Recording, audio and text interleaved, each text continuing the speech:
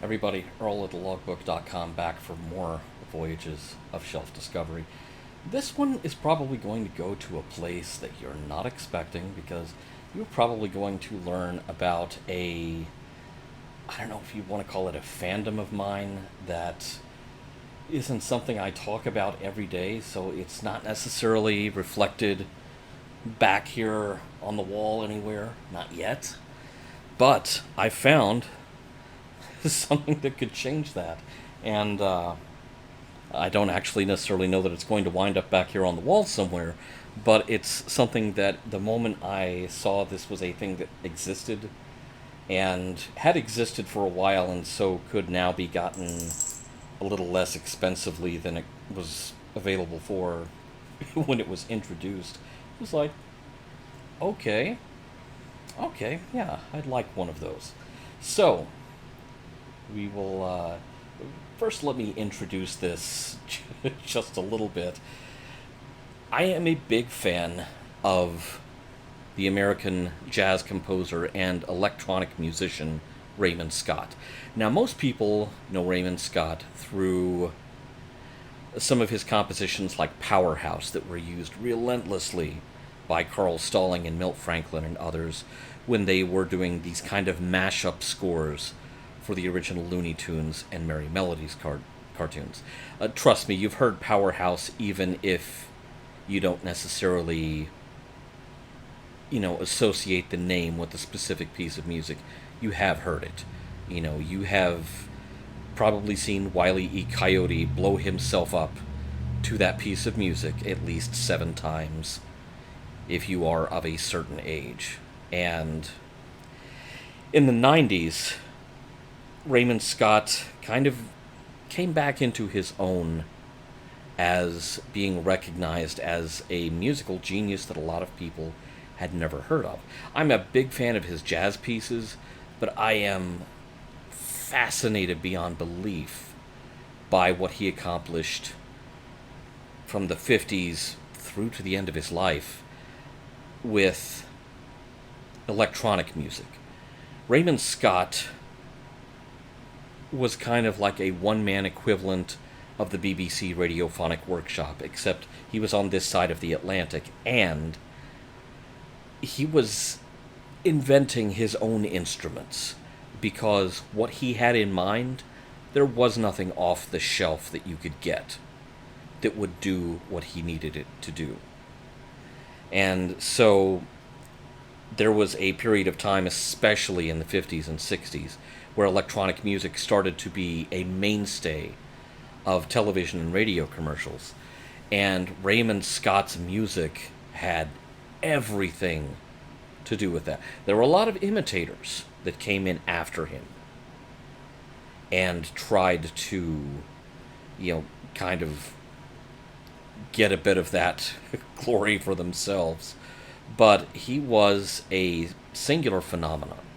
There is a very good documentary about Raymond Scott that was written and directed by his son, and the documentary is called Deconstructing Dad. I have no idea if it's on any of the streaming services. I do know you can do what I did and just, buy a DVD directly from Ray's son. And here's the thing, it's a very complicated story, as father-son relationships often are. And boy, don't I know it. But anyway, this is from a Japanese company called Press Pop, and it is Raymond Scott in a box. Now you can have your very own Raymond Scott. There is a bonus CD, but basically what's in the box is a figurine with a model of the Clavivox, which is one of the instruments Raymond Scott invented out of whole cloth to make the sounds that he had in mind. So I have not opened this before. I've been saving it for the show. Hey, Ray! There he is. And there it is. So I don't know if he is, if any of this is actually held in place by anything. Oh, evidently not. Okay. So here's the Clavivox. Well, that's a neat It's a neat little model to have. If you're like me and you have an action figure collection that spans more than one franchise and you're always looking to mix and match, well, something like this is awesome. But, but let's be real here. It should be manned by the man himself, who I'm going to try to get out of the... Oh, is actually somewhat posable. Hang on a second. Hang on a second. Let's see if I can put the box down. Okay.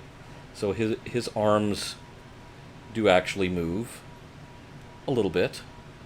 So, you see what I can do to mitigate the amount of light coming off that screen. Okay, you probably can't see me as well, but I think now you can see Ray here without him being so washed out, and he's there with one finger extended to get the Clavivox started.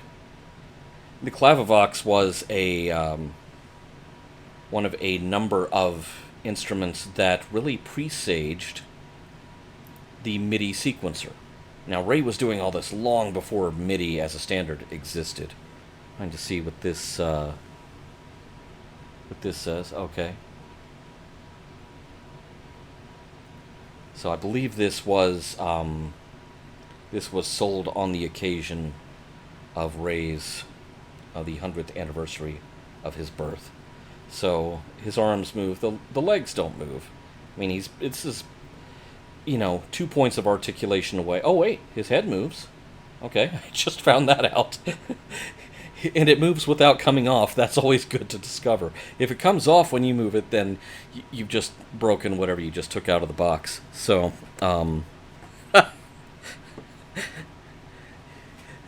hey, these things happen. There is also a CD back here. Let me see if I can get to that. I really like the internal packaging. I mean, it holds everything in place very nicely, but it doesn't make you, claw your way through it to get everything out. Although maybe it's about to challenge my perception on that front here with the CD. Because this is 2 layers. Okay. Still comes apart. The CD, as you can see, has this mid-century thing going on, which fits in perfectly with that era of electronic music, because I think of Raymond Scott's electronic music, and I think of it in terms of very much that mid-century. Okay, we just discovered atomic everything. What the hell do we do with it? Oh, and by the way, apparently now we're going to start launching things into space. It's that era of American history. And so the CD, as you see here, doesn't look like the table of contents is huge. 5 tracks total, and I can't see what they are. But, hey, you know what? Got a camera. Okay, so Powerhouse by the Raymond Scott Quintet is on there. Raymond Scott demonstrates a Clavivox. Oh, he also demonstrates the Electronium. Okay, that was really... The Electronium and the rhythm modulator, those were really the precursors to the MIDI sequencer. And the Happy... Whistler? I think it's supposed to be Whistler. But it's a track from one of the Soothing Sounds for Baby albums, which were 3 LPs that Raymond released around 1963, if I'm not mistaken. And the idea being that it was repetitive and soothing and would lull your baby to sleep so you didn't have to, hose him down with brandy or something. It's 1963. People actually did that. And the funny thing is, I've had 2 kids, and I tested those albums out for that purpose, and they worked up to a certain age, but the albums are actually, I don't want to say certified, but they are listed as, oh, this LP, Volume 1, is for, birth to 3 months. And Volume 2 is 3 months to 6 months of age, that sort of thing. Which I don't know if any of that was ever run past a pediatrician or a sleep specialist or anything like that. But the thing is, for a while, those albums actually did a knockout job of putting my kids. Well, actually, I should think about this. Did they put my kids to sleep, or did they put me to sleep? And there's just a baby in a crib laying there looking at me like, "Dad, you okay over there?" So it's entirely possible. So now you can have your very own Raymond Scott with his own little Clavivox, and you get a CD of a little studio session of Ray demonstrating the same. It's a neat little package. Kind of silly, but I collect his CDs. I recently picked up a CD of his. It's not available digitally, so you actually have to get the physical media, and then I rip it into my media surfer and put the CD away forever. Someone will inherit it someday. You're welcome, kids. And the album was called Hemi Demi Semi-Quaver, and it was actually one of his jazz albums. And Raymond Scott was a notorious taskmaster for rehearsing these really intricate compositions he came up with. But really intricate and rehearsal are two things that jazz musicians really don't necessarily wear very well. Anyway, I could go on forever talking about the dude. If you're interested in his electronic music, I strongly urge you to check out the album Manhattan Research Incorporated, especially if you can get the CD. I think there's also a vinyl. I think there's a triple LP of it now, which, boy, that would be tempting to get as a backdrop for this little dude here. But that album is a perfect entry-level primer to the mad, mad world of electronic musician Raymond Scott. Don't write off his jazz compositions. They are amazing as well, even if he did drive a few veteran jazz musicians to drink in the course of drilling them to death on how to play stuff exactly the way he wanted it. When, of course, your jazz musicians want to improvise their way around some charts or something. So there you have it. Your very own little Raymond Scott, if you so choose.